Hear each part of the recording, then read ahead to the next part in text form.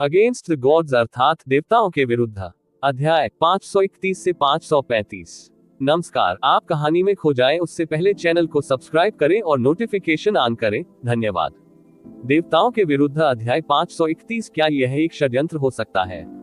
आप audio books 108 देख रहे हैं। धोखेबाजों से सावधान रहें। अध्याय 531। क्या यह एक षड्यंत्र हो सकता है? जब युन चे ने युन किंगहोंग को अतीत की कहानियों के बारे में बात करते हुए सुना तो उसे याद आया कि उसने स्पष्ट रूप से उल्लेख किया था कि लिटिल डेमन सम्राट उस रात गायब हो गया था जिस रात उसने लिटिल डेमन महारानी से शादी की थी। उसने सोचा कि यह तब भी अजीब था, भले ही छोटा दानव सम्राट अपने पिता को बचाने के लिए बेताब था और उसका दिल कड़वा था। क्या 2 या 3 दिन बाद उसे छोड़ना उसे मार डालेगा? उसे आत्मघाती मिशन के लिए इस महत्वपूर्ण समय में प्रोफाउंड स्काई कॉन्टिनेंट की ओर भागना था। अब उसे सहसा समझ आ गया, शादी करने की इच्छा न होना जबकि वह नहीं जानता था कि उसके पिता मर चुके हैं या जीवित हैं। यह तो एक बहाना था, उसका असली इरादा भाग जाना था। अगर मेरी शादी इस महिला से होती जिसके बारे में सुनकर भी इतना डर लगता तो मैं भी भाग जाता। एमेन। ये सही नहीं है। छोटा दानव सम्राट का उत्तराधिकारी था जो भ्रामक दानव क्षेत्र का स्वामी था।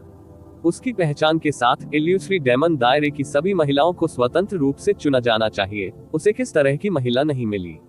उसने अपनी दानव महारानी के रूप में किसी डरावनी महिला को क्यों चुना जो एक पुनर्जीवित पिशाच की तरह लगती थी? क्या ऐसा हो सकता है कि छोटी दानव महारानी एक प्रमुख परिवार से थी? लेकिन इसका अभी भी कोई मतलब नहीं है। इल्यूसरी डेमन दायरे में कौन सी पारिवारिक पृष्ठभूमि इल्यूसरी डेमन रॉयल फैमिली से बड़ी हो सकती है? और लिटिल डेमन सम्राट इल्यूसरी डेमन रॉयल फैमिली की पहली कुर्सी थी। चाहे कुछ भी हो, उसे यह सहन नहीं करना चाहिए। जियो लिटिल डेमन महारानी की पारिवारिक पृष्ठभूमि क्या है? फिर छोटे दानव सम्राट ने उससे शादी क्यों की? युन चे ने अपने दिल की जिज्ञासा से पूछा। ओह, ऐसा इसलिए है क्योंकि छोटा दानव सम्राट केवल उससे शादी कर सकता है। जियो युन के जवाब ने युन चे को स्तब्ध कर दिया। क्या केवल उससे शादी कर सकते हैं? इसका क्या मतलब है? बड़े भाई, मैं विश्वास नहीं कर सकता कि आप यह नहीं जानते।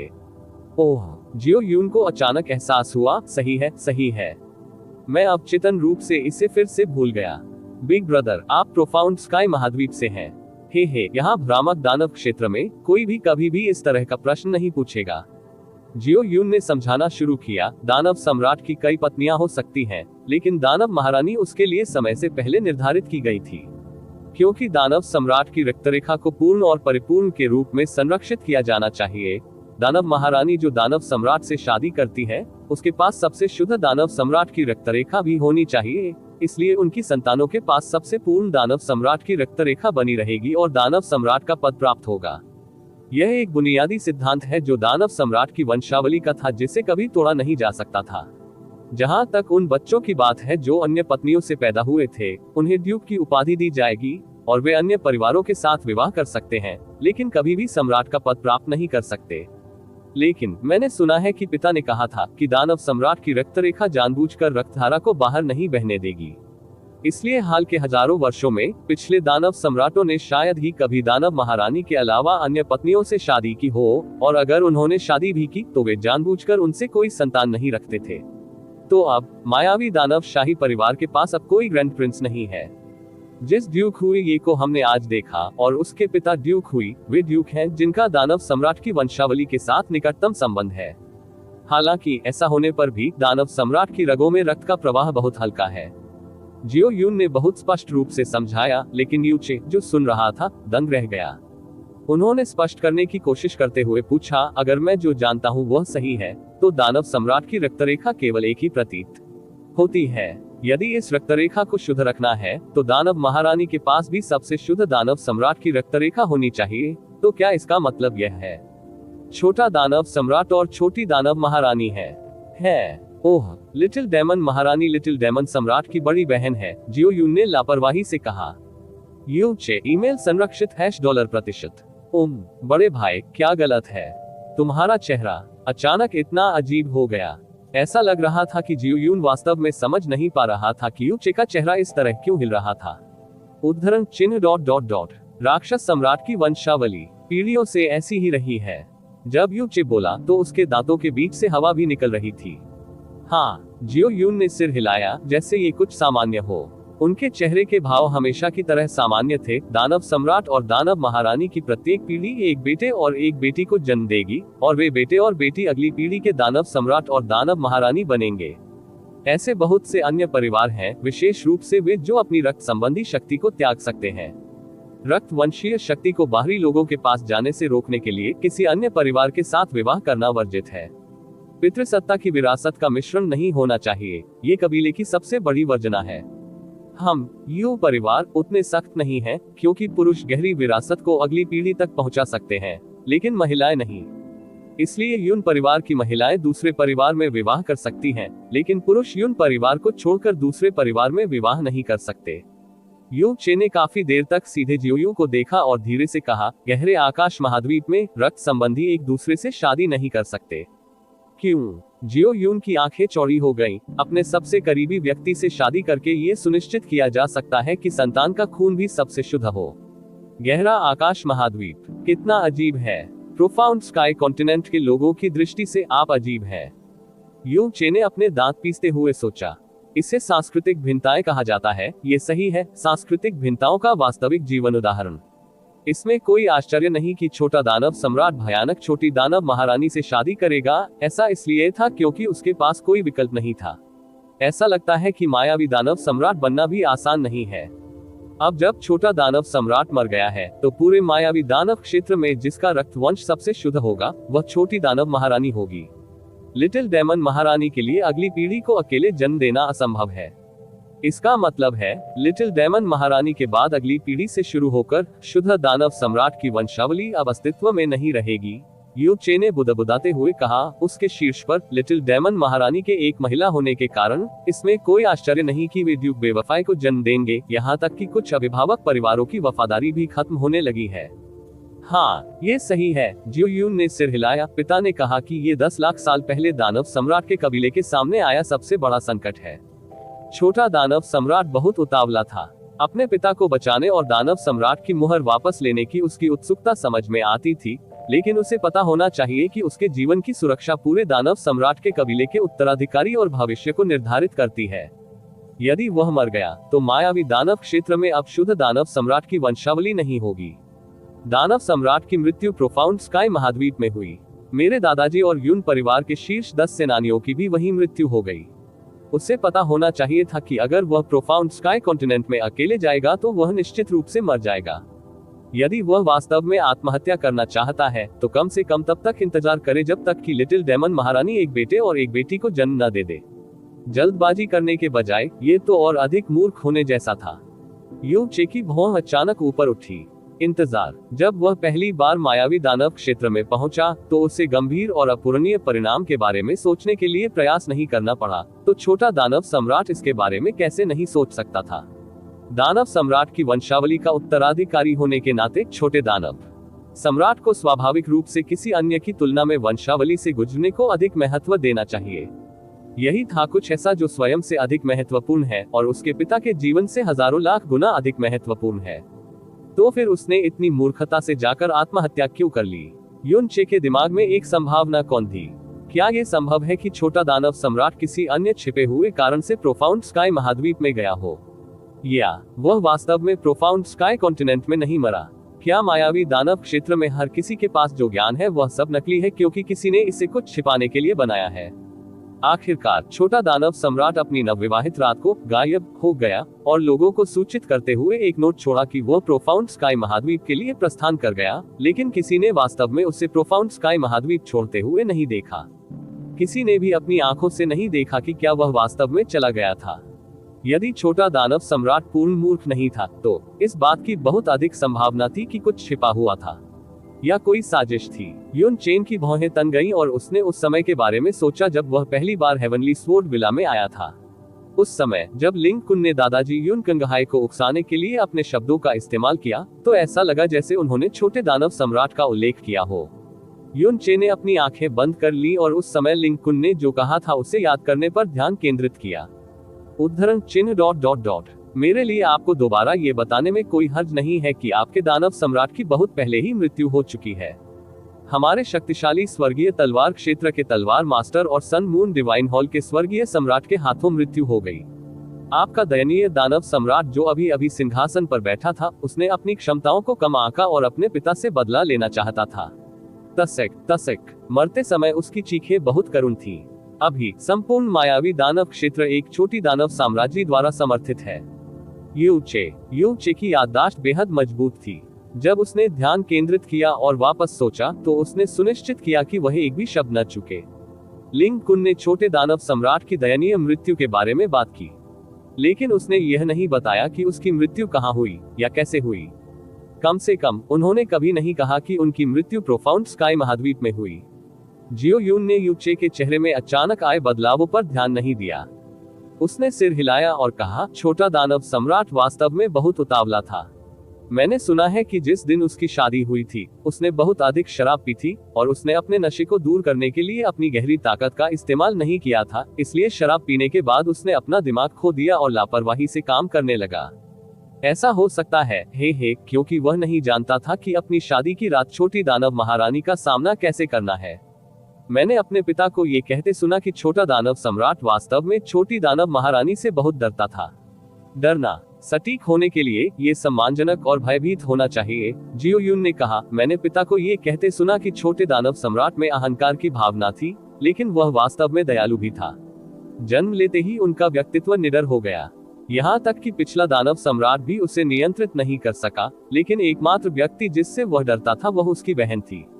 ओह, जो छोटी दानव महारानी भी थी। लिटिल डेमन महारानी की गहन ऊर्जा साधना हमेशा उनकी तुलना में अधिक मजबूत थी और युवावस्था से ही वह एक दबंग व्यक्ति थी। हर बार जब छोटा दानव सम्राट अच्छा व्यवहार नहीं करता था, तो वह उसे तब तक पीटती रहती थी जब तक वह उसकी बात नहीं मान लेता। यहाँ तक कि जब छोटे दानव सम्राट ने पिछले दानव सम्राट को देखा, तो वह दबंग और अत्याचारी होगा, लेकिन जब उसने अपनी बहन को देखा, तो वह विनम्र और आज्ञाकारी होगा और सांस लेने की भी हिम्मत नहीं करेगा। यहाँ तक कि हमारे पिता भी छोटी दानव महारानी के सामने अच्छा व्यवहार करते थे।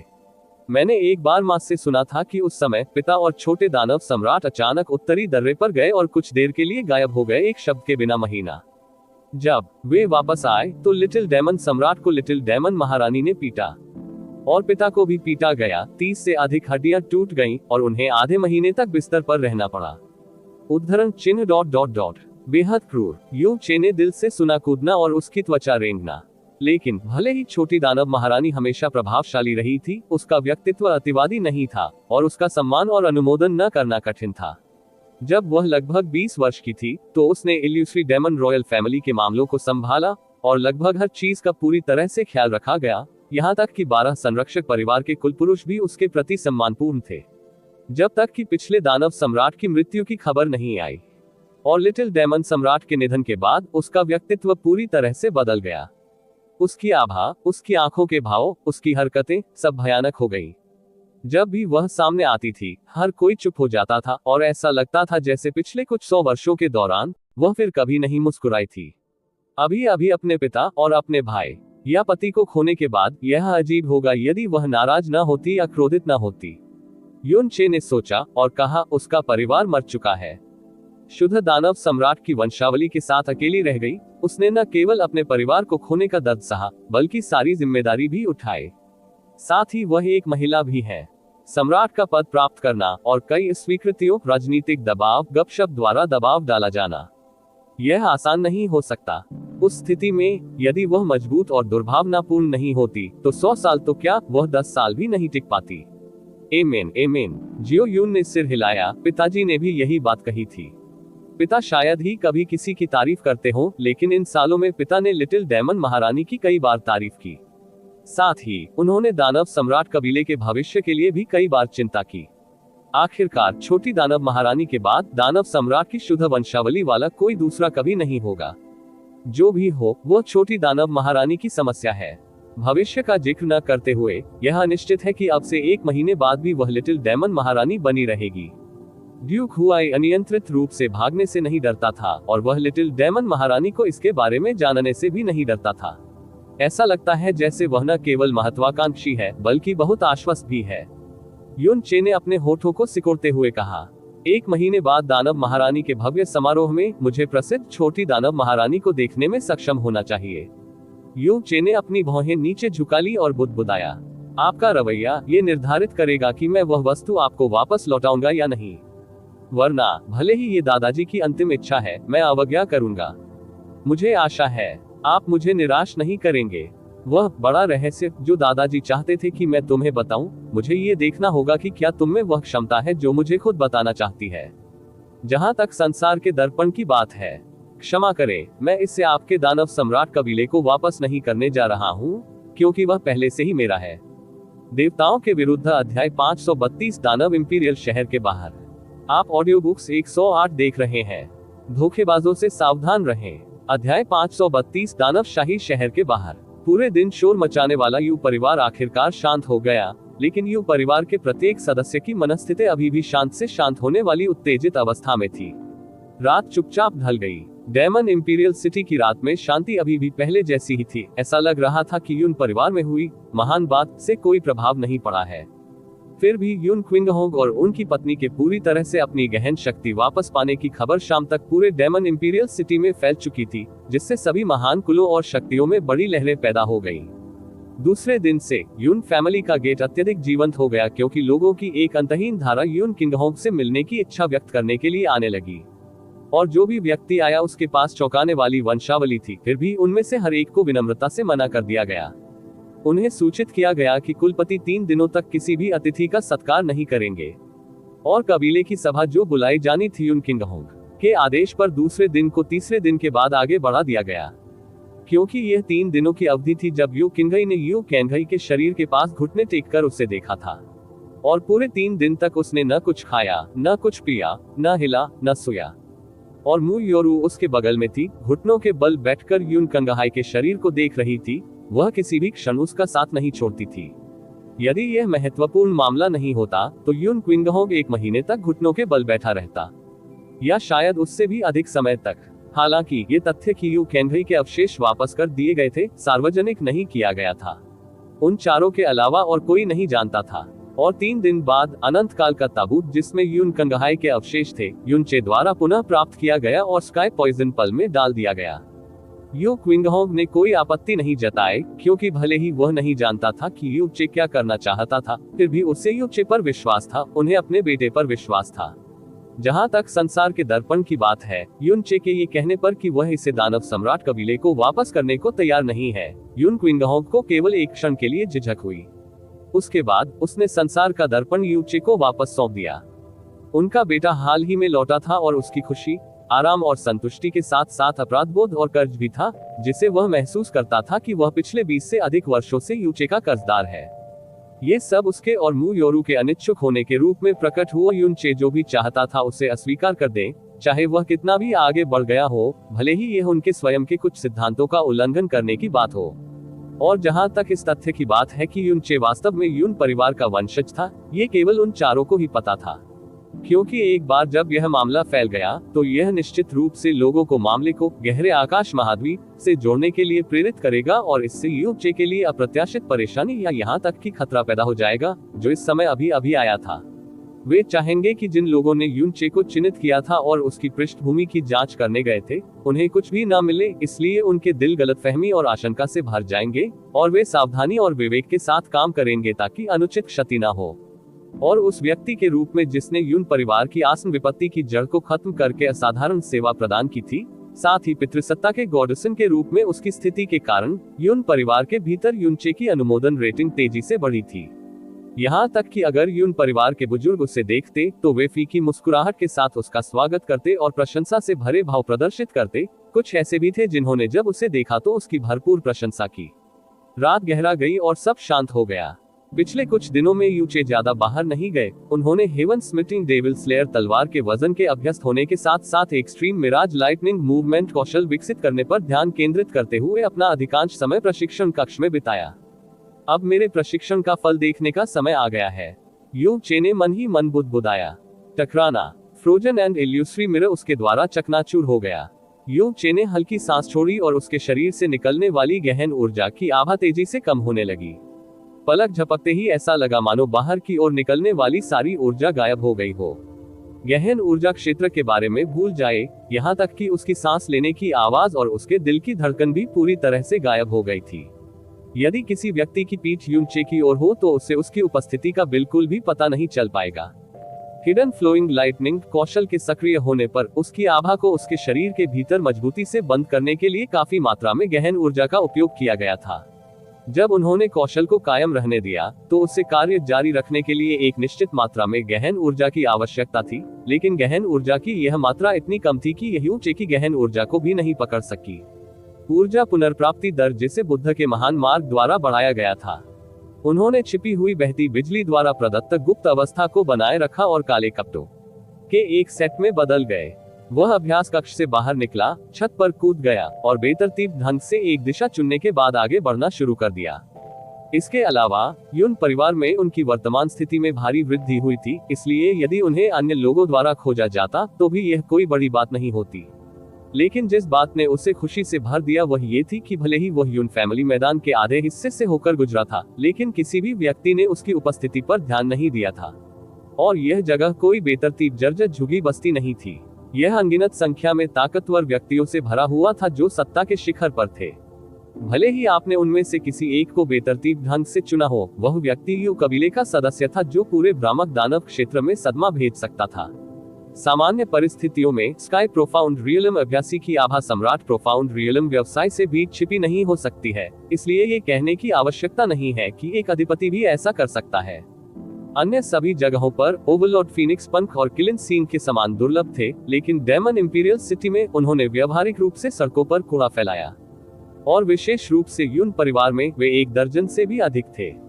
फिर भी यू चे ने पूरे यून परिवार की संपत्ति का चक्कर लगाया था और एक भी व्यक्ति को उसकी उपस्थिति का पता नहीं चला था। यू चे अनगिनत बार भाग चुका था और अपनी उपस्थिति को छुपाने की उसकी क्षमता पहले से ही बेहद मजबूत थी। अब हिडन फ्लोइंग लाइटनिंग की सहायता से परिणाम उसकी अपनी अपेक्षाओं से भी अधिक हो गए थे, क्योंकि भले ही यून क्विंगहोग यून परिवार की संपत्ति का पता लगाए बिना और किसी का ध्यान आकर्षित किए बिना दौरा करना चाहता हो, लेकिन यह व्यावहारिक रूप से असंभव था। अगर मैंने इस छिपी हुई बहती बिजली को तब सीखा होता जब मैं एज्योर क्लाउड कॉन्टिनेंट में था, तो मुझे लगातार भागते रहने का दुख नहीं झेलना पड़ता। यून चे ने अपने मन की भड़ास निकाली। उसके बाद वह सीधे यून फैमिली होल्डिंग्स से बाहर निकल गया और डेमन इंपीरियल सिटी में प्रवेश किया, जो रात में डूबा हुआ था। भले ही यून चे 2 महीने तक डेमन इंपीरियल सिटी में रहा था, लेकिन उसने व्यावहारिक रूप से अपना सारा समय यून क्विंगहोग और म्यू योरू को पूरी तरह से ठीक होने में मदद करने में बिताया, इसलिए उसने वास्तव में कभी भी डेमन इंपीरियल सिटी का ठीक से दौरा नहीं किया था। यहाँ तक कि रात के घने अंधेरे में भी एक मजबूत गहन अभ्यासी की दृष्टि को प्रभावित करना स्वाभाविक रूप से कठिन था। जैसे ही यून चे ने उत्तर की ओर यात्रा की, वह बहुत तेज गति से नहीं चला, इसलिए वह अधिकतम स्तर की छुपन बनाए रख सका। यात्रा के दौरान उन्हें कई शक्तिशाली व्यक्तियों की उपस्थिति महसूस हुई, लेकिन इनमें से किसी भी मजबूत व्यक्ति ने उन्हें नहीं खोजा था। और रात के पर्दे में डूबे दानव इंपीरियल शहर पर अपनी नजर डालने के बाद यून चे अंततः एक्सट्रीम मिराज लाइटनिंग की शक्ति का परीक्षण करने से खुद को रोक नहीं सका। उसने जोर से सांस छोड़ी, इस बात की परवाह किए बिना कि इससे दूसरों को उसकी समझ में आने की बहुत संभावना होगी। उसका शरीर तुरंत बिजली के बोल्ट में बदल गया और वह तीव्र गति से आगे की ओर उड़ गया। पलक झपकते ही वह रात में पूरी तरह गायब हो गया। यदि आप तात्कालिक गति की गति पर विचार करें, तो एक्सट्रीम मिराज लाइटनिंग स्वाभाविक रूप से स्टार गॉड्स ब्रोकन शैडो के साथ प्रतिस्पर्धा नहीं कर सकती है, लेकिन वैसे भी कई गहन गति कौशल इसकी तुलना नहीं कर सकते हैं। हालांकि निरंतर गति की गति के मामले में स्टार गॉड की ब्रोकन शैडो को एक्सट्रीम मिराज लाइटनिंग ने भी निश्चित रूप से पछाड़ दिया था। जैसे ही वह उड़ा, ऐसा लगा मानो वह स्वयं बिजली की छवि बन गया हो। इससे पहले कि वह प्रतिक्रिया कर पाता, वह पहले ही 350 मीटर से अधिक दूरी पार कर चुका था। और हुआ मिंगहाई ने भागते समय जो गति दिखाई थी उसकी तुलना में उसकी वर्तमान गति वास्तव में उस मानक से अधिक थी जो उस समय निर्धारित किया गया था। आखिरकार यू चे का वर्तमान गहरा है उस समय हुआ मिंगहाई की गहन ऊर्जा की तुलना में ऊर्जा कहीं अधिक समृद्ध थी। यू चे सोचे बिना नहीं रह सका। हुआ मिंगहाई ने 2 कौशल एक्सट्रीम मिराज लाइटनिंग और हिडन फ्लोइंग लाइटनिंग पर भरोसा किया था ताकि वह प्रोफाउंड स्काई में नंबर 1 चोर के रूप में जाना जा सके। तो अब वर्तमान में क्या उसने उससे आगे नहीं निकल पाया है? हुआ मिंगहाई नया नंबर 1 चोर बनेगा?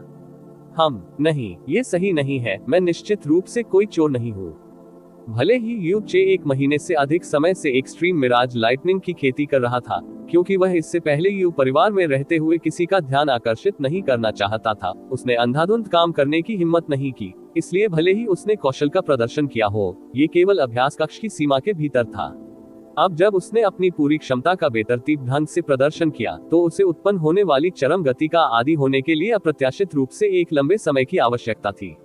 लेकिन इस अत्यधिक गति में ऐसा लग रहा था मानो वह हवा का झोंका बन गया हो। यह एहसास कि उसने पूरी दुनिया को अपनी धूल खाकर छोड़ दिया है, अतुलनीय रूप से ताजा था। इसलिए यू चे ने अनजाने में अपनी गहन ऊर्जा को हिलाया और जिस गति से वह आगे बढ़ रहा था उसे बढ़ाता रहा।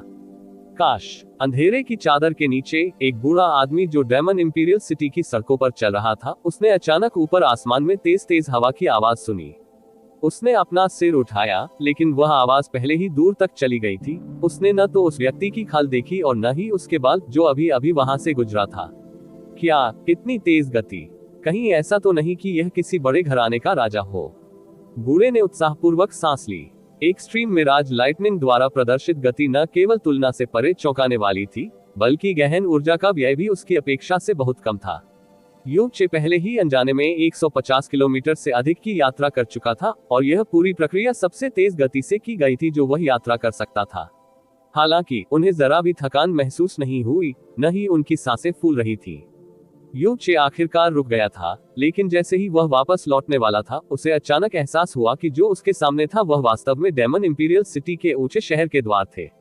जिस दिशा में वह उड़ा था उसके अनुसार ये स्थान वास्तव में डेमन इंपीरियल सिटी का उत्तरी द्वार था। वर्तमान समय का मोटे तौर पर अनुमान लगाने के बाद यू चे कुछ हद तक भ्रमित हो गया था। बस इतना सा समय और प्रयास और वह वास्तव में पहले से ही डेमन इंपीरियल सिटी के बाहरी इलाके में था। एक्सट्रीम मिराज लाइटनिंग की गति बिल्कुल सर पर दौड़ती बिजली के समान थी। ये समझ से परे होने की हद तक तेज था और उनका अपना गहन ऊर्जा स्तर केवल स्काई प्रोफाउंड दायरे के शिखर पर था। लेकिन इतने कम समय के भीतर यून परिवार के घर से दानव इंपीरियल सिटी के उत्तरी द्वार तक पहुंचने में सक्षम होने के लिए यह उपलब्धि केवल उस व्यक्ति द्वारा प्राप्त की जा सकती थी जो कम से कम वहां पर होना चाहिए था, तानाशाह गहन क्षेत्र का शिखर।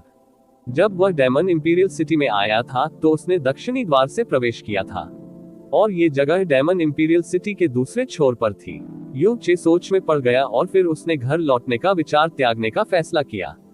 उसने आगे उड़ना जारी रखने का फैसला किया और बहुत जल्द वह डेमन इंपीरियल सिटी को छोड़कर शहर की सीमा से बाहर उड़ गया। आप कहां जा रहे हैं? जिस क्षण यू चे ने बिजली की तरह तेजी से चलने के लिए एक्सट्रीम मिराज लाइटनिंग को सक्रिय किया था, जैस्मिन चौंककर नींद से जाग गई थी।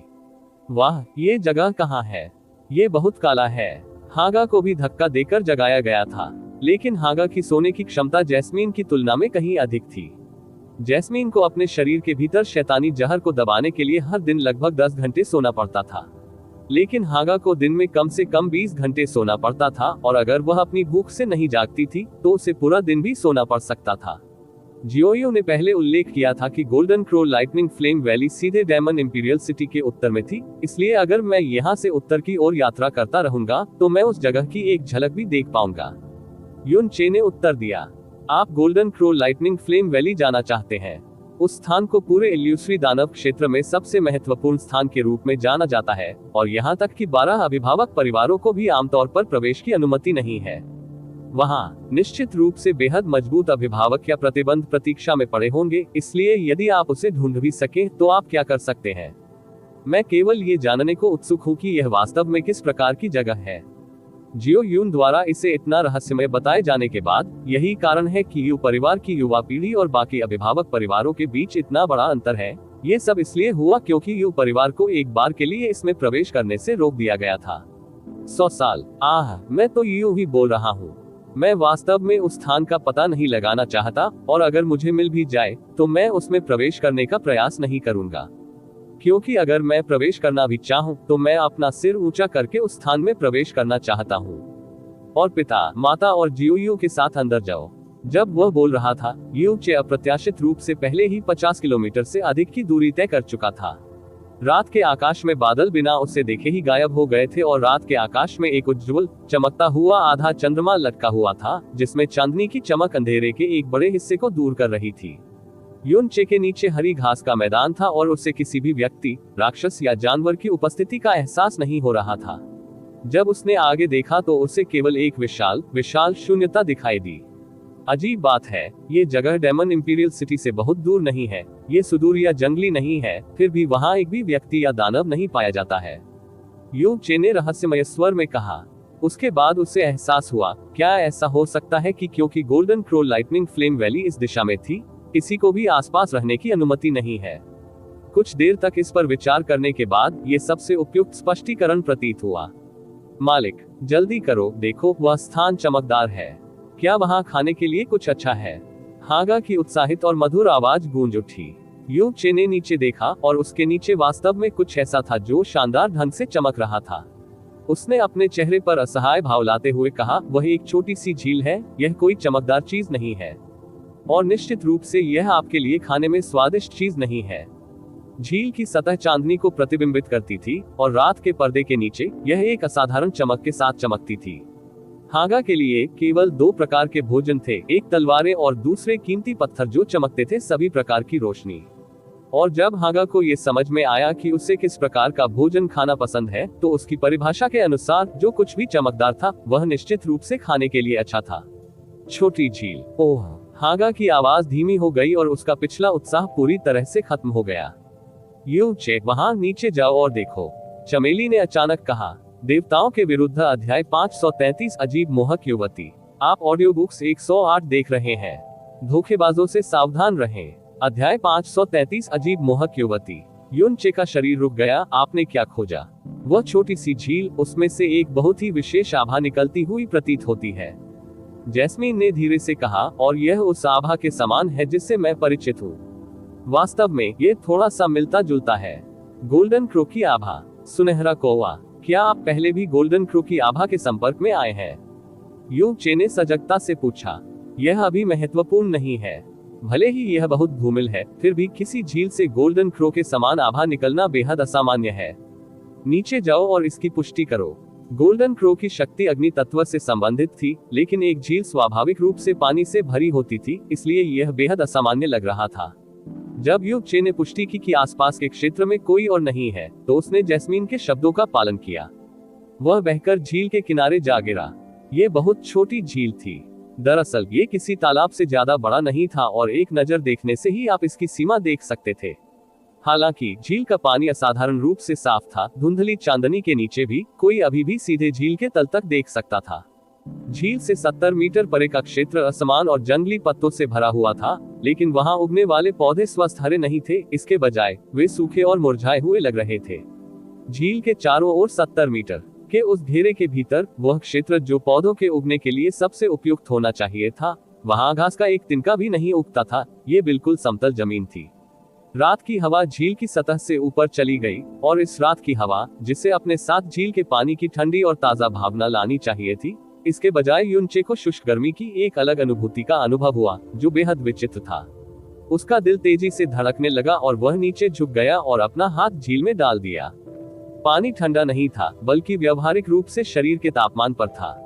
डेमन इंपीरियल सिटी पहले से ही इल्यूश्री डेमन क्षेत्र के उत्तर में स्थित था, इसलिए इसे एक ठंडा क्षेत्र होना चाहिए था। अभी रात का समय था, इसलिए झील का पानी बर्फीले ठंडे स्तर तक ठंडा होना चाहिए। ये निश्चित रूप से इस गर्मी के आसपास भी नहीं होना चाहिए।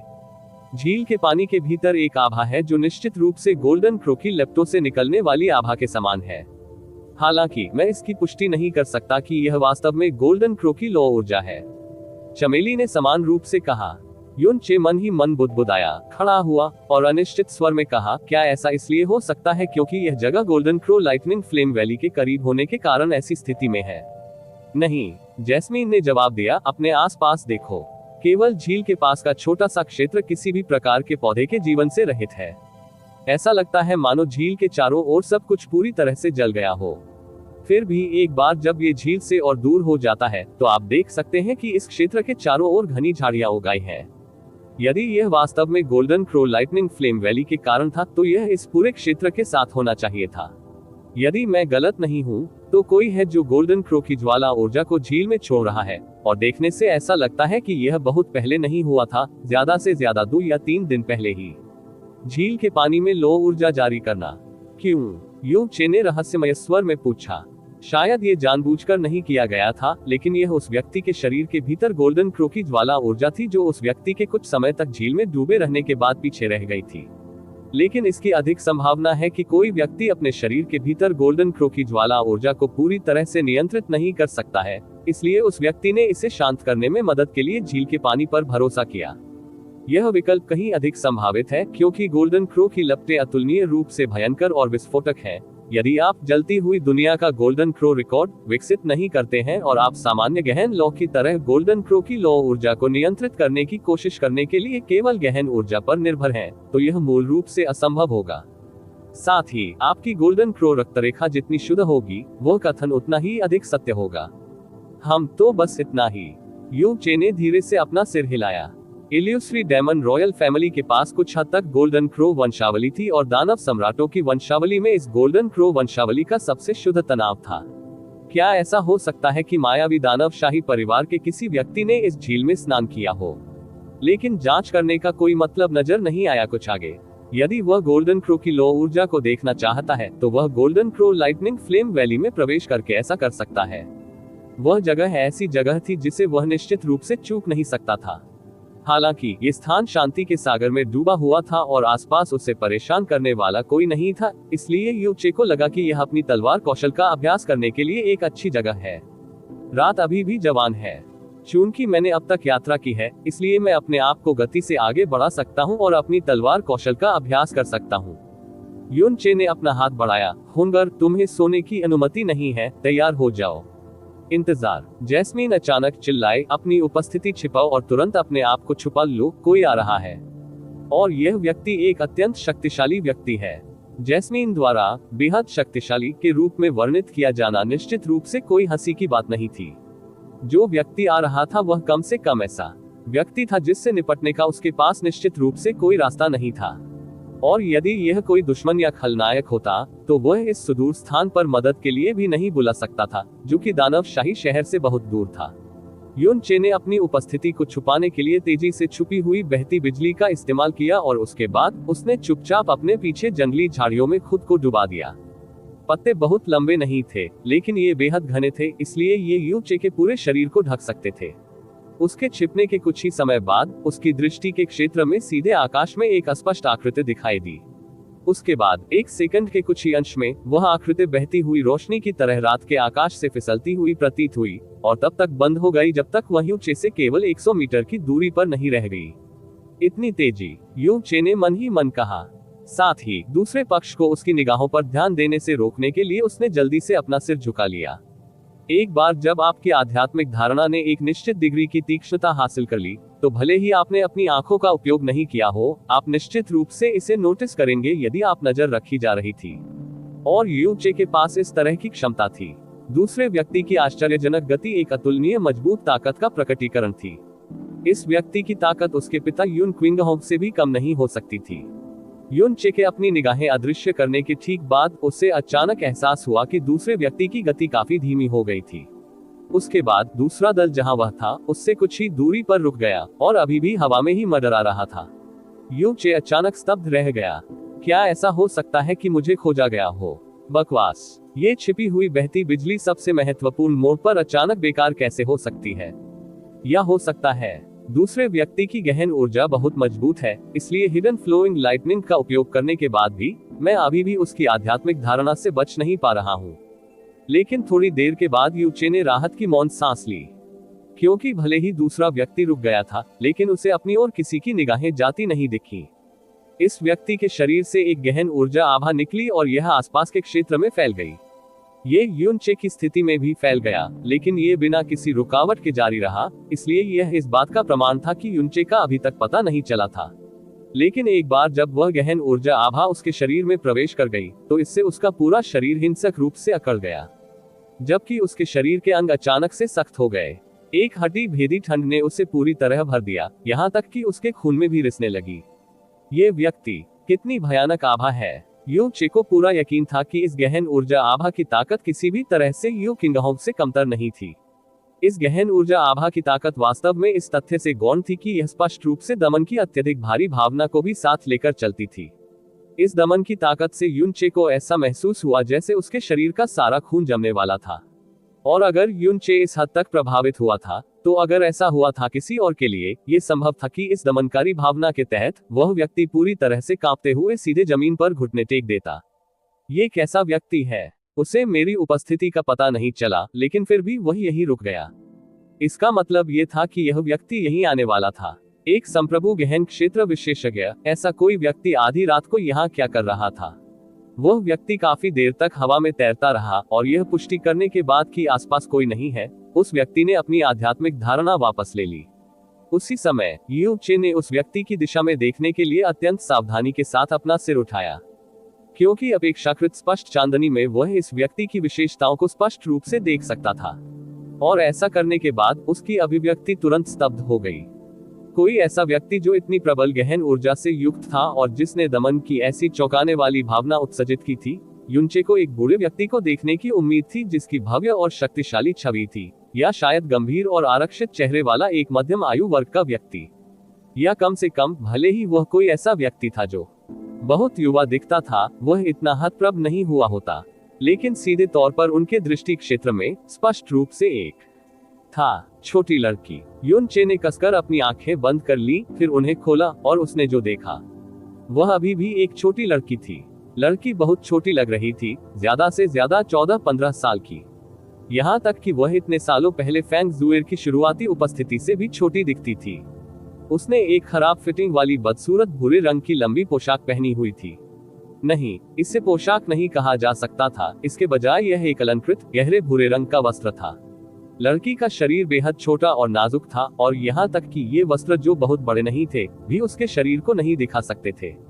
इसके बजाय जैसे ही रात की हवा चल रही थी, बागे का किनारा लड़की के टखनों को लगभग घेर चुका था। ये लड़की सचमुच अजीब तरह के कपड़े पहने थी, लेकिन इस अजीब कपड़े पहने छोटी लड़की का चेहरा बेहद सुंदर और नाजुक था। उसका रंग रूप भी उत्तम था, कम से कम युचे के लिए, जिसने अपने जीवन में बहुत सी उत्कृष्ट सुंदरियों को देखा था। उसका चेहरा देखने के बाद उसे भी ऐसा लगा जैसे वह कुछ देर के लिए सांस नहीं ले सका। ये व्यावहारिक रूप से उस प्रभाव के बराबर था जो उसने महसूस किया था जब उसने पहली बार फेंग जुएर को देखा था।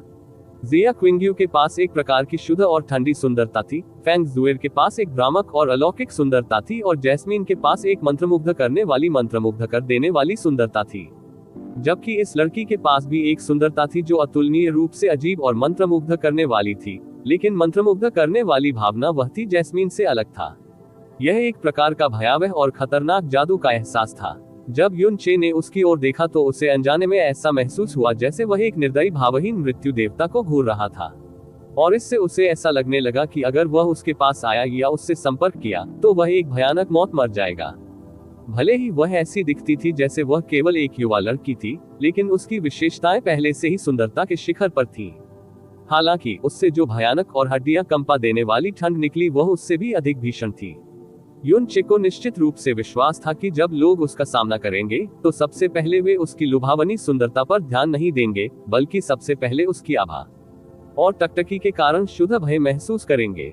रात के आकाश के बीच में तैरते समय उसकी आंखें भी असामान्य रूप से उदास काली थीं, और वे चांदनी के नीचे फीकी काली रोशनी से चमक रही थीं। उन जोड़ी आंखों को देखने के बाद युनचे को ऐसा लगा जैसे वह एक असीम गहरे रात के आकाश में खींच गया हो, जिसकी कोई सीमा नहीं थी।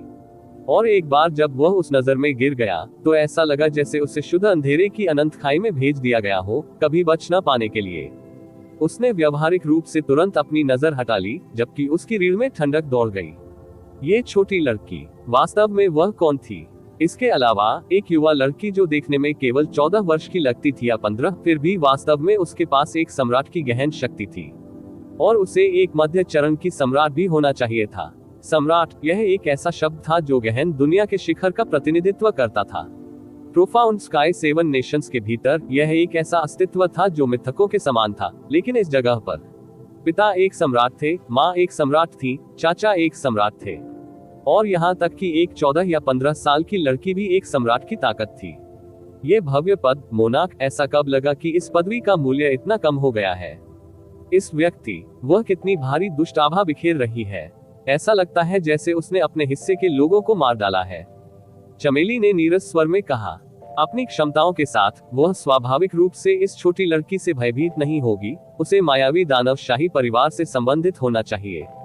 आप कैसे जानते हो? क्योंकि उसके शरीर में गोल्डन क्रो रक्तरेखा की उपस्थिति है। जैस्मीन ने युन चे को चेतावनी दी, बेहतर होगा कि तुम जितना हो सके छिप जाओ और प्रार्थना करो कि तुम्हें खोजा न जाए। वह जो दुष्ट आभा उत्सर्जित कर रही है, उसके आधार पर यदि उसे आपके अस्तित्व का पता चलता है तो वह बिना किसी हिचकिचाहट के आपका वध कर देगी। युन चे, वह आधी रात को अकेले ही यहाँ तक आ गई। वह क्या करने का इरादा रखती है? क्या ऐसा हो सकता है कि वह किसी का इंतजार कर रही हो? युन चे ने जैस्मीन से बात करना समाप्त करने के बाद वह लड़की जो काफी समय से शांत थी, अचानक हिल गई और उसका शरीर धीरे धीरे जमीन पर गिर गया। उसके बाल बहुत लंबे थे और वह उसके कूल्हों के नीचे तक बढ़े हुए थे। ये रात के तारे रहित आकाश जैसा घुप्प काला था। रात की हवा उसके बालों को उसके चेहरे पर बिखेर रही थी जो सफेद जैद जैसा था। एक बार जब उसके पैरों के तलवे झील के हृदय को छू गए तो वह वहीं रुक गई और हल्के से अपनी आंखें बंद कर ली। तुरंत ही उसने अपनी आंखें बंद कर ली। उससे निकलने वाली भारी, भयावह और बर्फीली ठंडी आभा बिना किसी निशान के गायब हो गई। साथ ही युन चे के शरीर और दिमाग पर हावी दमनकारी भावना भी गायब हो गई। युवा लड़की चुपचाप खड़ी रही झील के मध्य में। उसकी अभिव्यक्ति शांत थी, जबकि उसके काले बाल हवा में हल्के से नाच रहे थे। इसने अलौकिक सुंदरता की एक तस्वीर चित्रित की है जिसे कोई भी परेशान नहीं करना चाहेगा। युन चे बस उसे एकटक देखता रहा, इस हद तक कि उसे ये भी संदेह हो गया कि उसके बारे में उसकी पिछली धारणा एक गलत धारणा थी। धीरे धीरे लड़की ने अपनी दोनों बाहें फैला दी और उसकी चौड़ी आस्तीन के नीचे से दो छोटे सफेद हाथ बाहर झांक रहे थे, जो जैद चीनी मिट्टी के बर्तन की तरह कोमल और पारदर्शी थे। उसके बाद उसका शरीर तब तक नीचे उतरता रहा जब तक कि उसके बछड़े झील में डूब नहीं गए। इस समय उसके शरीर से झुलसाने वाली लपटें निकलने लगी। आग की लपटें धीमी थीं, लेकिन वे तेजी से फैल गईं और जल्द ही उन्होंने उसके पूरे शरीर को अपनी चपेट में ले लिया। आग की लपटों के बीच उसके काले बाल बेतहाशा नाचने लगे, लेकिन ये बेतहाशा नाचते हुए बाल नहीं थे जिसने युन चे का ध्यान खींचा, क्योंकि जैसे ही आग उसके शरीर पर जलने लगी, उसका भूरा वस्त्र जल्दी ही भूरे राख में बदल गया। एक बार जब आग बुझ गई तो एक बर्फ सफेद, नाजुक, बढ़िया जैद शरीर जो किसी के भी दिल को हिला देगा, वह गर्व से प्रकट हुआ। रात की हवा चली और यह सीधे युन चे की आंखों के सामने भी आ गई। देवताओं के विरुद्ध अध्याय 534 मृत्यु से बाल बाल बचना। आप ऑडियो बुक्स 108 देख रहे हैं। धोखेबाजों से सावधान रहें। अध्याय 534 मृत्यु से बाल बाल बचना। युन चे की आंखें चौड़ी हो गईं, जबकि उसका मुंह पूरी तरह खुला रह गया। अगर उसका आत्मनियंत्रण पर्याप्त नहीं होता तो निश्चित रूप से उसके गले से एक आवाज निकल जाती। उसने आज ही एक चक्कर लगाने के लिए एक्सट्रीम मिराज लाइटनिंग का उपयोग करने और फिर आसानी से अपने तलवार कौशल का अभ्यास करने की कल्पना की थी। उसे कम ही पता था कि इस अलग और उजाड़ जगह में रात के अंधेरे में एक भयानक संप्रभु गहन क्षेत्र का व्यक्ति दिखाई देगा। यदि ये केवल इतना ही होता तो वह अभी भी सामना कर सकता था, लेकिन ये स्पष्ट था कि इस व्यक्ति के साथ बहुत बुरा हुआ था गुस्सा, इसलिए उसके पास छिपने के अलावा कोई विकल्प नहीं था। और यह गुस्सैल व्यक्ति वास्तव में एक युवा लड़की थी, और इससे भी बढ़कर इस युवा लड़की ने उसकी आंखों के सामने अपने सारे कपड़े जलाकर खाक कर दिए और अब वह उतनी ही नग्न थी जितनी उस दिन पैदा हुई थी जब वह पैदा हुई थी। आखिर क्या चल रहा था? यदि ये केवल एक साधारण लड़की होती तो ये कहना जरा भी अतिशयोक्ति नहीं होगी कि उसके संपूर्ण रूप को देखते हुए उसने मायावी दानव क्षेत्र में नंबर 1 सुंदरी का खिताब अपने नाम किया। इसलिए युन चे निश्चित रूप से इस नाजुक पर अपनी नजरें जमाएगा निवाला। लेकिन यहाँ समस्या ये थी कि इस छोटी सी महिला की गहन शक्ति और उसके द्वारा प्रदर्शित आभा बहुत भयावह थी।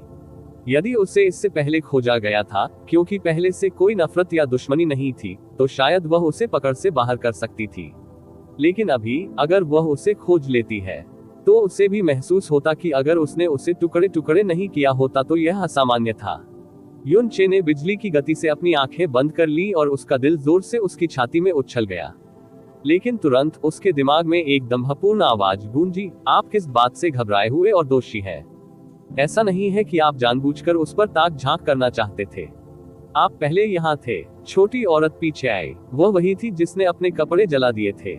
सच कहूं तो इसका मतलब यह है कि उसने आपको देखने देने की पहल की। इसका आपसे कोई लेना देना नहीं है। इसके अलावा ये छोटी महिला इतनी सुंदर है, यदि आप नहीं देखेंगे तो ये सचमुच एक आंखें रखना व्यर्थ है, अपने जीवन की बर्बादी है। इस स्वधर्मी आवाज ने तुरंत युन चे के दिल में संतुलन बहाल कर दिया और उसने एक बार फिर अपनी आंखें खोली। उसकी आंखें वास्तव में चमक उठी जब उसने झील के बीचों बीच लड़की को बिना पलक झपकाए देखा। ये सही है। ये वह थी जिसने अचानक अपने सारे कपड़े जला दिए। ऐसा नहीं है कि मैं जानबूझकर उसकी ओर देख रहा था। इसका मुझसे कोई लेना देना नहीं है। अगर मैं नहीं देखूंगा तो ये बिल्कुल बर्बादी होगी। पहले इस युवा लड़की की चौंकाने वाली आभा से चौंकने के बाद यू चे ने उस पर नजर डालने की हिम्मत नहीं की।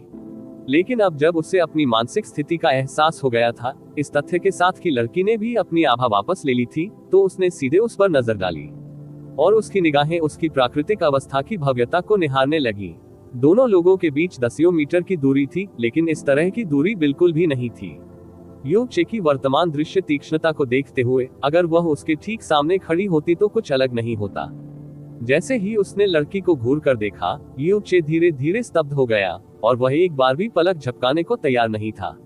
वह उस डरावने और भयावह एहसास को भी भूल गया जो इस युवा लड़की ने उसे पहले दिया था। लड़की का शरीर बहुत नाजुक था और इसे काफी छोटा भी कहा जा सकता था। संकीर्ण बर्फीले कंधे, पतली कमर, छोटे नितंब और यहाँ तक कि उसके स्तन भी उसकी छाती पर थोड़े फूले हुए थे। उसकी त्वचा नवजात शिशु की तरह बर्फ सफेद और नाजुक थी। यह जेड की तरह था, बिना किसी दाग के शुद्ध और चिकना। यह इस हद तक था कि यह सफेद जेड के चमकदार, पारभासी और हल्के गुणों से भी मिलता जुलता लगने लगा। कोई उसकी त्वचा पर नीली नसों की हल्की रूपरेखा भी देख सकता था और यह विशेष रूप से उसकी पतली बर्फीली जांघों पर स्पष्ट था, जहां वह बर्फ सफेद थी और पारदर्शी होने की हद तक कोमल थी। यदि कोई ऐसे उत्तम और नाजुक शरीर को गले लगाता है तो यह हवा की तरह हल्का महसूस होगा। वह पतली कमर ऐसी लग रही थी जैसे उससे एक हाथ की हथेली में पकड़ा जा सकता है और उसकी छाती के सामने उसके दो धीरे धीरे फूले हुए बर्फीले टीले दो निर्दोष हल्के लाल जेड मोतियों से सुशोभित थे। और यह सबसे आकर्षक था आभूषण जो उसके बर्फ सफेद शरीर पर इस हद तक जड़ा हुआ था कि किसी की भी सांसें थम जाएं। कम से कम यून चे के लिए उसे बहुत पहले ही सांस लेना मुश्किल हो गया था। उसके दिल में अफसोस और सतर्कता की भावना पैदा हो गई, क्योंकि उसका मानना था कि अगर उसने अब और देखा तो संभावना है कि वह अपनी सावधानी बरतेगा। लेकिन फिर भी वह इसके प्रति सचेत होने पर भी वह अपनी नजरें हटाने को तैयार नहीं था। क्या ये छोटी लड़की एक राक्षसी थी? प्रोफाउंड स्काई कॉन्टिनेंट की नंबर 1 सुंदरता फेंग जुएर थी और उसके सामने जो लड़की थी वह निश्चित रूप से इल्यूसरी डेमन रियलम की नंबर 1 सुंदरता का ताज पहनने का गौरव सहन कर सकती थी। चूंकि यू चे अभी भी अपनी स्तब्धता में फंसा हुआ था, लड़की के पैरों के नीचे से भाप के धागे उठने लगे और भाप के ये धागे तेजी से आपस में जुड़ गए और मोटे स्तंभ बन गए। पलक झपकते ही झील की पूरी सतह भाप में तब्दील हो गई। इसी समय गड़गड़ाहट की आवाज के बाद पानी की एक फुहार झील की सतह पर उछल पड़ी। पानी की इस फुहार से ऐसा लग रहा था जैसे जंगल में आग लग गई हो और झील की पूरी सतह हिलने लगी हो और पानी उबलने लगा हो। नहीं, ये झील की पूरी सामग्री थी। ये सचमुच उबल रही थी। भाप स्वर्ग की ओर बढ़ रही थी, जबकि झील में पानी तेजी से उछल रहा था। यून चे पर गर्मी का एहसास हुआ और अब जाकर उसने देखा कि झील का सारा पानी आश्चर्यजनक रूप से उबलते पानी का एक तालाब बन गया था। लड़की अभी भी अपनी जगह पर स्थिर बनी हुई थी, 1 इंच भी आगे नहीं बढ़ रही थी, क्योंकि मंथन झील के पानी ने उसके शरीर को भिगो दिया था और उसकी बूंदों से ढका हुआ ये जेड शरीर चमकने लगा, जिससे ये पहले से भी अधिक कोमल और प्यारा हो गया, जिससे यू चे के भीतर अनियंत्रित रूप से तीव्र इच्छा पैदा हो गई। हालांकि पानी की हर एक बूंद उसके शरीर पर अधिक समय तक नहीं रही, क्योंकि वे जल्दी ही वाष्प में बदल गईं। उसकी दोनों आंखें बंद थीं, लेकिन उसका नाजुक और प्यारा चेहरा कभी कभी कांपने लगता था, मानो वह किसी तरह के दर्द में हो। ये वैसा ही था जैसा मैंने सोचा था, जैस्मीन ने कहा। मेरा अनुमान सही था। उसके पास गोल्डन क्रो ब्लड लाइन है, लेकिन उसके पास golden crows record of the burning world नहीं है। इसलिए जैसे जैसे उसके शरीर के भीतर गोल्डन क्रो की लौ ऊर्जा धीरे धीरे परिपक्व होगी, उसे अनिवार्य रूप से इसे नियंत्रित करना कठिन और कठिन लगेगा। यही कारण है कि वह इसे शांत करने के लिए इस तरह का तरीका अपनाना पड़ता है। इस झील के 1000 मीटर नीचे ठंडी ऊर्जा के धागे मौजूद हैं, जिसका मतलब है कि यह झील पहले एक प्राकृतिक ठंडा झरना था जिसमें बेहद घनी ठंडी ऊर्जा थी। इस ठंडे झरने का उपयोग उसने गोल्डन क्रो की ज्वाला ऊर्जा को दबाने के लिए किया था, जो उसके शरीर में उत्पात मचा रही थी। और यह स्पष्ट है कि वह यहाँ कई बार आ चुकी है, क्योंकि यह ठंडा झरना पहले ही उसकी वजह से गर्म पानी का झरना बन चुका है। यू चे झील में पानी उबलता रहा और आसमान में मोटी भाप छा गई। इस दर पर झील का सारा पानी बहुत पहले ही वाष्पित हो जाएगा। लड़की फिर भी वहीं खड़ी रही, कोई आवाज नहीं निकाली। चकाचौंध चांदनी के नीचे क्षणभंगुर धुंध के बीच ओस की बूंदों से छिड़के हुए उसके जैद सफेद नाजुक शरीर के साथ वह स्वर्गीय कोहरे में लिपटी एक छोटी सी परी लग रही थी। एक परी जो जैद झील के पानी में अपने दिव्य वस्त्र साफ कर रही थी, मानो उसे अपने व्यक्तित्व से अश्लील दुनिया की सारी धूल साफ करने की जरूरत हो। युन चे की नजर उस पर टिकी रही और उससे पता भी नहीं चला कि कितना समय बीत गया, जब तक कि उसके गले ने बेकाबू होकर एक छोटी सी हलचल नहीं की और एक बेहद धीमी निगलने वाली आवाज सुनाई दी। ये निगलने की आवाज इतनी धीमी थी कि अगर कोई सामान्य व्यक्ति बेहद करीब भी हो तो भी नहीं सुन पाता। यह विशेष रूप से इसलिए था क्योंकि झील के उबलते पानी ने उस ध्वनि को पूरी तरह से ढक दिया था जो उसने अभी अभी निकाली थी। लेकिन जैसे ही युन चे ने यह आवाज निकाली तो उसे ठंडे पसीने आ गए। उसने तुरंत अपनी मानसिक क्षमताएं ठीक की और फिर अंदर से कहा, ओ बकवास। ठीक इसी क्षण उसने झील के बीच में एक लड़की को अपनी आंखें खोलते हुए देखा। एक ठंडी भयावह दृष्टि जो मौत के देवता की ओर से आ रही थी, एक ठंडे हत्या के इरादे के रूप में सीधे उसकी दिशा में गोली मार दी गई थी, जो अनगिनत बर्फीले ब्लेडों से बना हुआ लग रहा था, तुरंत रात के आकाश में भर गया। युन चे की आंखें तश्तरियों में फैल गईं और उसने कोई भी बर्बाद नहीं किया सोचने का समय। उसने तेजी से पुर्जेट्री को खोला और अपने शरीर में सारी गहन ऊर्जा को उन्मत्त रूप से प्रसारित करना शुरू कर दिया। उसने एक्सट्रीम मिराज लाइटनिंग को सक्रिय किया और जितनी चरम गति वह प्राप्त कर सकता था उसका उपयोग करते हुए वह हताश होकर पश्चिम की ओर भाग गया। बूम! एक विस्फोट की आवाज आए और झील का सारा पानी आकाश की ओर बढ़ गया और उसने लड़की के शरीर को अपनी चपेट में ले लिया। एक बार जब झील का पानी वापस धरती पर गिर गया तो युवा लड़की की आकृति पहले से ही कहीं नहीं थी, केवल एक तेजी से गायब होने वाली बात की छवि बची थी। लड़की की बात की छवि अब उसकी नग्न नहीं थी, बल्कि उसकी एक बात की छवि थी, बिल्कुल वही भूरे रंग के वस्त्र पहने जो उसने पहले पहने थे। जब युन चे ने एक्सट्रीम मिराज लाइटनिंग की शक्ति उधार ली तो वह जो गति हासिल कर सका उसकी तुलना अंतिम चरण के अधिपति या यहाँ तक कि प्रारंभिक चरण के सम्राट से की जा सकती थी। हालांकि ये निश्चित रूप से मध्य चरण के सम्राट की तुलना करने में सक्षम नहीं था। यहाँ तक कि जब वह पूरी ताकत से उस जगह से भाग गया, केवल कुछ सांसों के अंतराल में हवा अचानक प्रकाश से चमक उठी और एक भूरे और नाजुक व्यक्ति को उसके ठीक सामने टेलीपोर्ट किया गया प्रतीत हुआ। युन चे की आंखें चमक उठी। उसने जमकर अपने दांत पीस लिए और फिर अपने शरीर को रोकने के लिए अपनी पूरी ताकत लगा दी। बड़ी मुश्किल से रुकने के बाद वह लड़की से केवल 30 मीटर से भी कम दूरी पर था, और अगर उसने अपनी गति को रोकने के लिए अपने पूरे प्रयास का उपयोग नहीं किया होता तो वह निश्चित रूप से लड़की के शरीर में अपना सिर घुसा देता। लड़की, वे आंखें जो रात की तरह काली थी, चुपचाप उसे घूर रही थी और उसकी विशेषताओं को अपनी स्मृति में अंकित कर रही थी। और उसकी नजर के नीचे युन चे का दिल अचानक रुक गया क्योंकि उसके शरीर की सभी नसें तन गईं। यह एक लड़की हो सकती है जो परी की तरह सुंदर थी, लेकिन वह एक मृत्यु देवता भी थी जो अपनी इच्छानुसार उसकी जान ले सकती थी। जब युन चे की हत्या करने की इच्छा गुस्से से भड़की तो उसके हत्या के इरादे का भारीपन उन दुश्मनों को भी डर से कांपने के लिए पर्याप्त था जो उससे 10 गुना अधिक मजबूत थे। लेकिन यह उसके जीवन में पहली बार था कि उसने किसी अन्य व्यक्ति से आने वाली भयानक हत्या के इरादे को महसूस किया था, जिसकी तुलना लगभग उसके अपने से की जा सकती थी।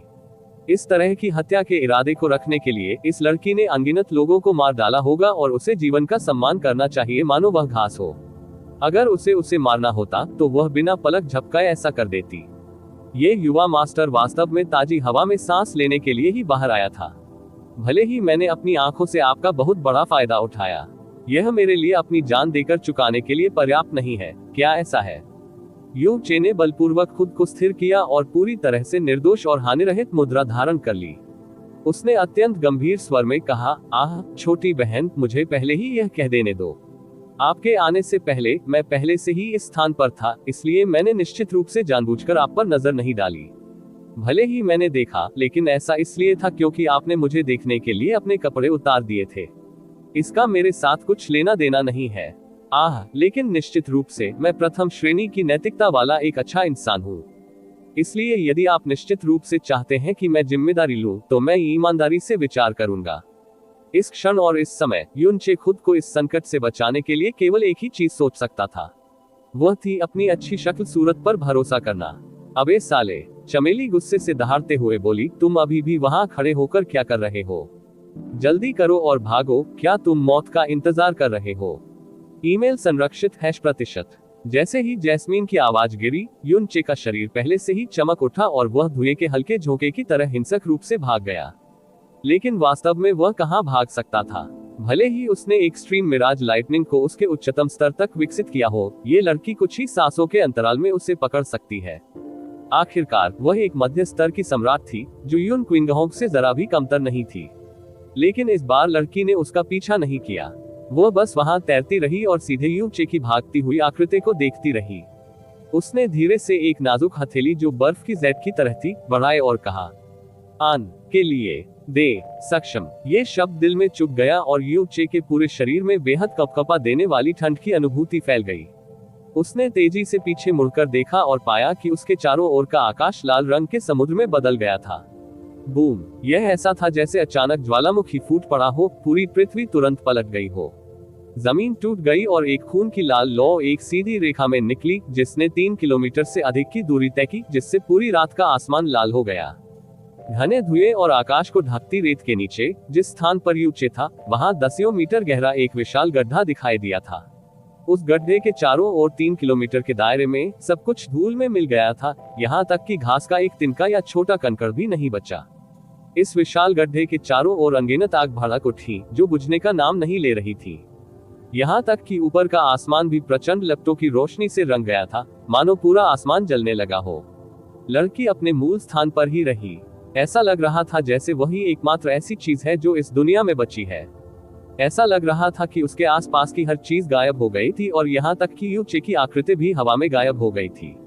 ये भयानक हमला उस युवा लड़की की हत्या करने की हिंसक इच्छा और पूर्ण क्रोध का प्रकटीकरण था। ऐसी भयावह शक्ति एक अधिपति को तुरंत जलाकर राख में बदलने के लिए पर्याप्त थी। किसी ऐसे व्यक्ति की तो बात ही छोड़ दे जिसने केवल आकाशीय क्षेत्र की आभा उत्सर्जित की हो। लेकिन ये लड़की स्पष्ट रूप से अत्यधिक सावधानी बरतने वाली और विवेकशील थी। हालांकि वह अपने द्वारा की गई तबाही को देख सकती थी, फिर भी उसने तुरंत वह जगह नहीं छोड़ी। इसके बजाय उसने अपने आसपास का सर्वेक्षण किया, ये देखने के लिए कि क्या वहां कोई उपस्थिति थी जिसे वह पहचान सकती थी। इस समय डेमन इंपीरियल सिटी की दिशा से कुछ धुंधली उपस्थिति महसूस की जा सकती थी और वे तेजी से आ रहे थे। स्पष्ट रूप से पहले से स्वर्ग हिला देने वाले हंगामे ने डेमन इंपीरियल सिटी में कई मजबूत व्यक्तियों को सतर्क कर दिया था। लड़की जीवन के किसी भी निशान या संकेत की खोज जारी रखने में सक्षम नहीं थी। उसकी आंखें डूब गईं और वह इधर उधर घूमने लगी। उसके शरीर के चारों ओर लाल रोशनी चमकी और वह धुएं के गुच्छे में तब्दील होकर रात में गायब हो गई। कई सांसें मौन में बीत जाने के बाद विशाल गड्ढे के बीच में मिट्टी का एक ढेर टूट गया और यूनचे बाहर कूद गया और अपने बट पर उतरते हुए उसने दयनीय रूप से गंदगी उगल दी। उसके बाद वह जोर जोर से हवा अंदर लेते हुए बड़ी बड़ी सांसें लेने लगा। अपने चारों ओर फैले गहरे गड्ढे को देखकर, जो लगभग इतना फैला हुआ था कि आंखें नहीं देख सकती थी, यूनचे कांपने के अलावा कुछ नहीं कर सका। ये छोटी महिला वो सचमुच बहुत आगे निकल गई। इस प्रकार की शक्ति एक अधिपति को ऐसे बुझाने के लिए पर्याप्त है जैसे वह कोई खिलौना हो। मैं केवल स्वर्ग के लिए स्काई प्रोफाउंड दायरे में हूँ। देवताओं के विरुद्ध अध्याय 535 क्यों परिवार की इच्छा। आप ऑडियो बुक्स 108 देख रहे हैं। धोखेबाजों से सावधान रहें। अध्याय 535 क्यों परिवार की वसीयत। उस अजीब छोटी लड़की की गहन ताकत बहुत डरावनी थी। वह निश्चित रूप से किसी अधिपति को तुरंत आसानी से मार सकती थी, लेकिन पहले से अपनी शक्ति के साथ, भले ही वह आग न हो, वह यूचे को तुरंत नहीं मार सकती थी। स्थानिक तूफानों में खुद को निखारने के लिए प्राइमरियल प्रोफाउंड आग पर उन्होंने जो नरक जैसे 18 महीने बिताए, वह व्यर्थ नहीं थे। यहाँ तक कि जैस्मीन ने कहा कि यूचे के शरीर के साथ ताकत के मामले में वह निम्न स्तर के मोनाक से कमजोर नहीं था, और यहाँ तक कि उसकी रिकवरी दर भी मोनाक से कहीं अधिक थी। लेकिन तुरंत नहीं मार सकता, इसका मतलब यह नहीं कि मार नहीं सकता।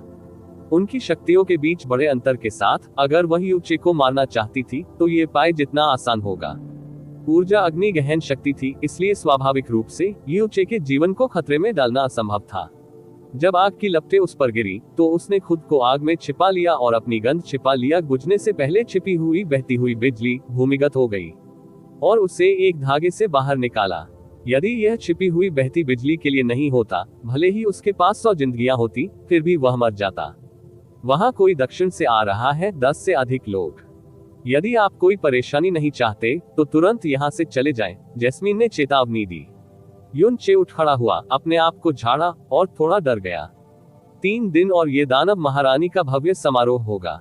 मूल रूप से वह अपने शरीर को गर्म करना चाहता था और एक्सट्रीम मिराज लाइटनिंग का आदी होना चाहता था, लेकिन इसके कारण उसने लगभग अपनी जान गंवा दी। उसके पास अभी भी कुछ महत्वपूर्ण काम था जो वह दानव महारानी के भव्य समारोह में करना चाहता था। अगर वह ऐसे ही मर गया तो बिना न्याय के मर जाएगा। यू चे ने खुद को छुपाया, स्थिति की जांच करने आए लोगों से परहेज किया और डेमन इंपीरियल सिटी में वापस चला गया। वापस जाते समय वह सतर्क था, इसलिए उसकी गति धीमी थी। जब वह अंततः यून परिवार में लौटा तो आकाश पहले से ही चमकना शुरू हो गया था। इस समय यून परिवार के कुछ लोग पहले से ही काम में व्यस्त थे। ये लगभग दानव महारानी का भव्य समारोह था।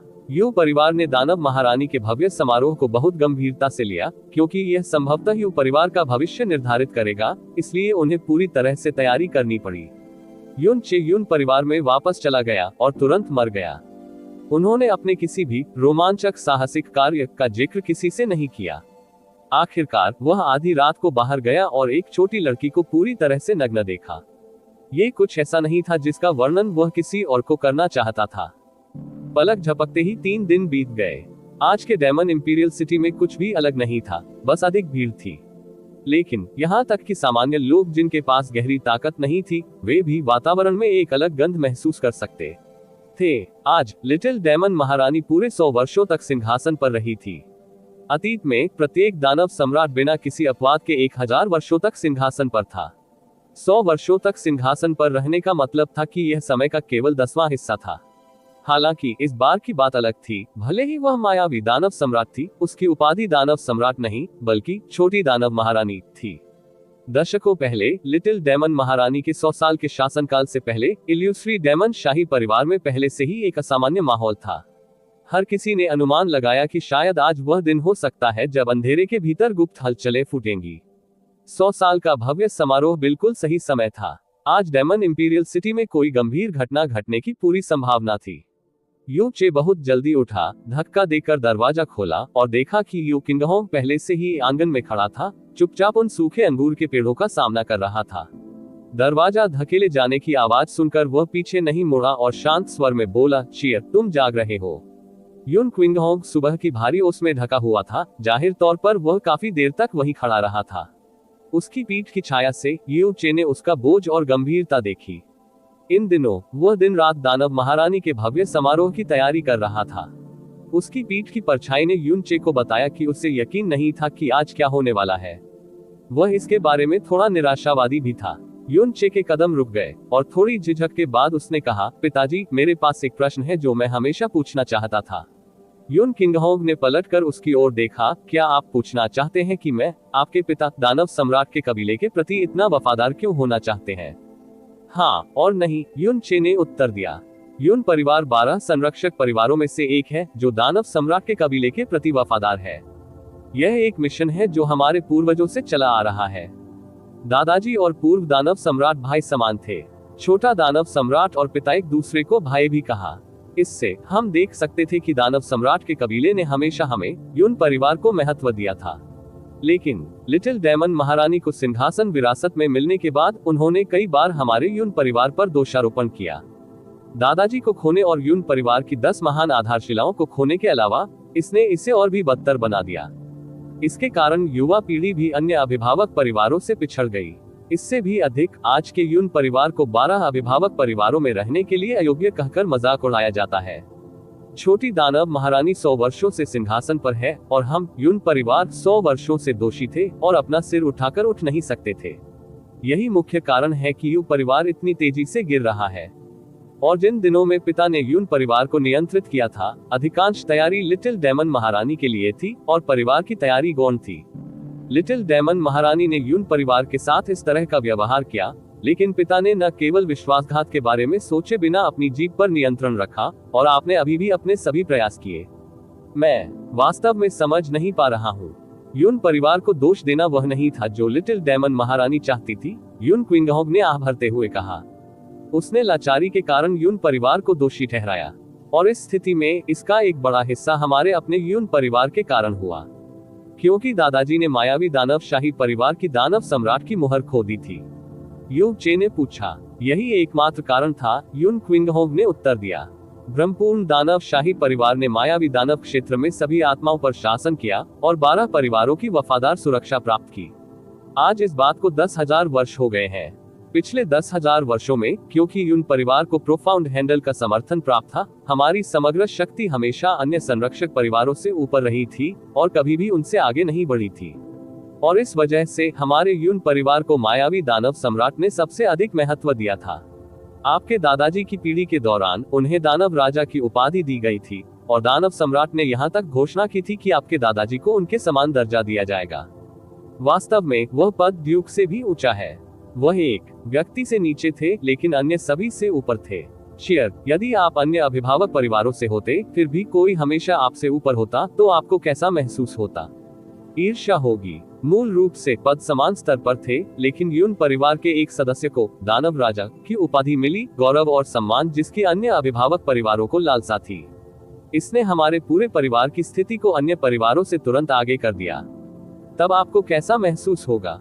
ईर्ष्यालु और असंतुलित महसूस करना आसान होगा और बहुत अधिक नफरत होगी। उद्धरण चिन्ह ...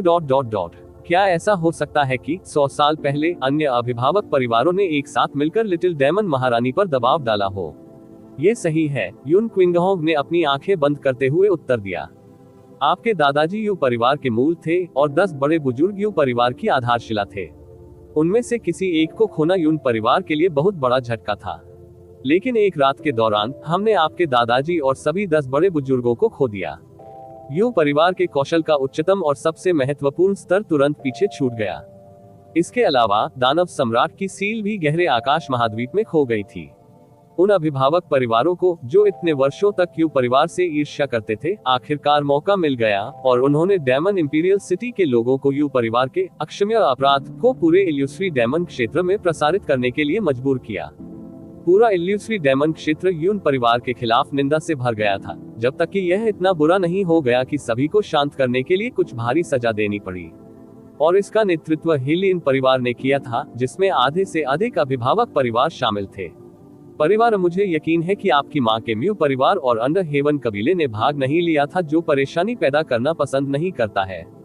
ड्यूक हुआई के नेतृत्व में विभिन्न शाही कुलों ने भी हमारे यू परिवार की आलोचना करते हुए कहा कि यू परिवार अक्षम्य था और यदि ये 10,000 वर्षों की कड़ी मेहनत और सुरक्षा के लिए नहीं होता तो पूरे कबीले को मारना बहुत अधिक नहीं होता।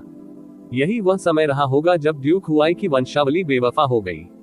आखिरकार दानव सम्राट की वंशावली विलुप्त होने के लिए बाध्य थी और वह इसकी जगह लेने की आशा करता था। उस समय लिटिल डेमन महारानी ने अभी सिंहासन संभाला था, इसलिए ये स्थिर नहीं था और वह एक महिला थी। उसके बाद कोई और शुद्ध दानव सम्राट की वंशावली नहीं होगी और इसके शीर्ष पर दानव सम्राट की सील के नुकसान के कारण वह golden crows record of the burning world में खेती नहीं कर सकती है और केवल दानव सम्राटों को ही शक्ति प्राप्त होती है। अधिकारी भारी दबाव में, जैसे कि वह पतली बर्फ पर चल रही थी, वह यून परिवार को दोष देने से खुद को नहीं रोक सकी। हालांकि उसने कभी यून परिवार से किसी को नहीं मारा। उसने केवल 100 वर्षों तक यू परिवार के संसाधनों में कटौती की और हमें golden crow lightning flame valley में प्रवेश करने से रोक दिया, जिससे यू परिवार की यह पीढ़ी संसाधनों में गरीब और गंभीर रूप से कमजोर हो गई। हालांकि इस प्रकार की कमजोरी एक थी हमारे यून परिवार के लिए ढाल। जब हम इतने कमजोर हो गए कि खतरा भी नहीं बन सकते थे, तब हमारे दुश्मनों ने हमें शांति से छोड़ दिया। मैं देखा, यू चे ने धीरे से अपना सिर हिलाया। शेयर, तुम्हें याद रखना होगा, यून क्विंगहोंग ने गंभीरता से कहा। प्रथम दानव सम्राट हमारे यून परिवार के पूर्वज का रक्षक था। यदि यह प्रथम दानव सम्राट के कार्यों के लिए नहीं होता तो हमारा कबीला 10,000 साल पहले विलुप्त हो गया होता। हमने शपथ ली कि जब तक दानव सम्राट का कबीला अस्तित्व में रहेगा, यून परिवार उनकी रक्षा करेगा। पिछले 10,000 वर्षों में यून परिवार ने कभी भी विश्वासघात के बारे में नहीं सोचा था और आज से हम अपनी बात पर कायम रहेंगे। लेकिन हम जिसकी रक्षा कर रहे हैं वह राक्षस सम्राट का कबीला है, दानव सम्राट की वंशावली का उत्तराधिकारी। और वे अशुद्ध ड्यूक नहीं जिनके पास दानव सम्राट के वंश का कुछ अंश ही है। भले ही छोटी दानव महारानी एक महिला है, लेकिन उसके पास पूरी तरह से दानव सम्राट की वंशावली है। चूंकि वह सिंहासन पर है, वह असली दानव सम्राट है। जब तक वह सिंहासन पर है, हमारा यून परिवार उसकी वफादारी से रक्षा करने के लिए हर संभव प्रयास करेगा। लेकिन यू क्विंगहोंग की आवाज गहरी हो गई और उसकी आंखें ठंडी हो गईं। अगर उसे वास्तव में सिंहासन से हटा दिया गया और कोई अन्य अशुद्ध ड्यूक दानव सम्राट बन गया तो यू परिवार की रक्षा का मिशन वहीं समाप्त हो जाता है। उस समय 12 अभिभावक परिवारों को छोड़ना वास्तव में कुछ ऐसा होगा जो हम चाहते हैं। हमें शाही परिवारों द्वारा दी गई उपाधि की आवश्यकता नहीं है। यून क्विंगहोंग गंभीर था। उसकी आंखों से यू चे ने दृढ़ संकल्प देखा। यू चे ने गहराई से सिर हिलाया। पिताजी, मैं समझता हूँ। भले ही मैं परिवार में बड़ा नहीं हुआ, यून कबीले का खून मेरी रगों में बहता है, और इससे भी अधिक ये पितृसत्ता का खून है। मैं यू परिवार की इच्छा की अवज्ञा नहीं करूंगा। एमेन। यून क्विंगहोंग ने सिर हिलाया और मुस्कुराया, यहाँ तक कि उसकी बंद भौहें भी शांत हो गई। यून चे ने उसकी अभिव्यक्ति को देखा, थोड़ा झिझका, लेकिन फिर भी पूछा, वह ड्यूक हुई, क्या वह वास्तव में इतना शक्तिशाली है? पापा के हाव भाव से ऐसा लग रहा है कि आप बहुत चिंता कर रहे हैं। यून क्विंगहोंग ने धीरे से आह भरी, 1 महीने पहले आपको पहले ही उनके अभिमानी और कपटी व्यवहार पर ध्यान देना चाहिए था। उस दिन हेलियन पिंग ने व्यक्तिगत रूप से कहा कि आधे अभिभावक परिवार पहले ही ड्यूक हुआई के पक्ष में आ चुके हैं। शाही कुलों में 60% से अधिक नेता के रूप में ड्यूक हुआई के साथ एकजुट हुए। उन्होंने शाही परिवारों से बड़ी संख्या में विशेषज्ञों को इकट्ठा किया और इल्यूस्ट्री डेमन क्षेत्र के दूरदराज के इलाकों से मजबूत चिकित्सकों की भर्ती की। इन शक्तियों को नियंत्रित करते हुए ड्यूक हुआई स्वाभाविक रूप से जो चाहे वह करने में सक्षम था। लेकिन छोटी दानव महारानी कोई नहीं है निश्चित व्यक्ति। उसने ड्यूक हुआई की सुप्रसिद्ध महत्वाकांक्षाओं के प्रति कभी कोई कार्रवाई नहीं की। ऐसा नहीं था कि वह ऐसा नहीं करना चाहती थी या उसकी हिम्मत नहीं थी, बल्कि इसलिए कि वह ऐसा नहीं कर सकती थी। यदि वह वास्तव में कार्रवाई करती तो सफल होने में कठिनाई होती। बदले में इससे ड्यूक हुआई को उस पर दबाव डालने और उस पर हमला करने का एक उपयुक्त बहाना मिल जाएगा। दूसरी ओर ड्यूक हुआई के पास पर्याप्त शक्ति होने के बावजूद उन्होंने अभी तक कार्रवाई नहीं की है, और इसका मुख्य कारण ये भी है कि उनके पास ऐसा करने का कोई बहाना नहीं था। यू चे, कुलपति, हम सभी तैयार हैं। हम बस पैट्रियार्क के आदेश का इंतजार कर रहे हैं। बड़े दरवाजे के बाहर एक सम्मानजनक गंभीर आवाज सुनाई दी। यह आवाज ग्रेट एल्डर यून वेटियन की थी। यून किंगहोंग ने अपनी आंखें तिरछी कर ली और कहा, ठीक है, ठीक है। सभी लोग मुख्य हॉल में इकट्ठा हों, हम 15 मिनट में डेमन इंपीरियल हॉल के लिए निकलेंगे। हाँ, पितृसत्ता, चीयर, जाओ जियाओ को जगाओ, हमें प्रस्थान करना चाहिए। यून क्विंगहोंग ने आकाश की ओर देखा, मानो वह आज के लिए स्वर्ग की इच्छा की भविष्यवाणी करना चाहता हो। इस तरह के और अपडेट के लिए कृपया हमारे चैनल ऑडियो बुक्स 108 को सब्सक्राइब करें और नोटिफिकेशन सक्षम करें। धन्यवाद।